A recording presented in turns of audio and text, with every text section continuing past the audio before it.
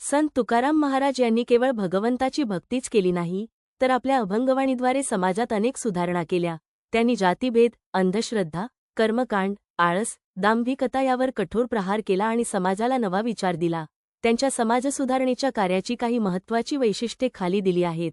त्या काळात समाजात जातीभेद आणि अस्पृश्यता खूप मोठ्या प्रमाणात होती. तुकाराम महाराजांनी भगवंत सर्वांचा आहे, तो केवळ ब्राह्मणांचा नाही असे ठामपणे सांगितले. त्यांनी आपल्या कीर्तन आणि अभंगांमधून सांगितले की ईश्वराच्या भक्तीत कोणताही भेदभाव नसतो. त्यांनी शूद्र आणि दलितांना भगवंताची भक्ती करण्यासाठी प्रोत्साहित केले.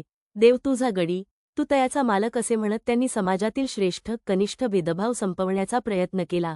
त्या काळात लोक अंधश्रद्धा आणि कर्मकांडांवर भर देत होते. तुकाराम महाराजांनी स्पष्ट केले की भगवंत भक्तीने मिळतो, यज्ञ, याग किंवा कर्मकांडाने नाही.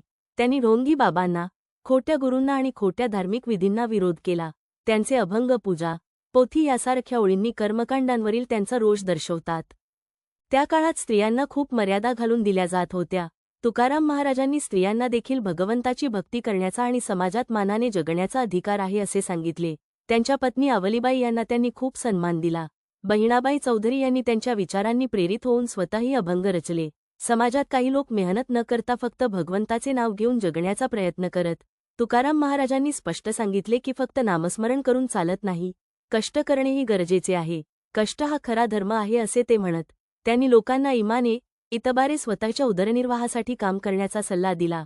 श्रीमंत, गरीब, उच्च, नीच असा भेद न मानता सर्वांनी साधे आणि पवित्र जीवन जगावे असे त्यांनी सांगितले. आम्ही जातो अमुच्या गावा, आम्हासी हरिपाठ हेची लाभावा या अभंगातून त्यांनी साधेपणाचे महत्त्व सांगितले.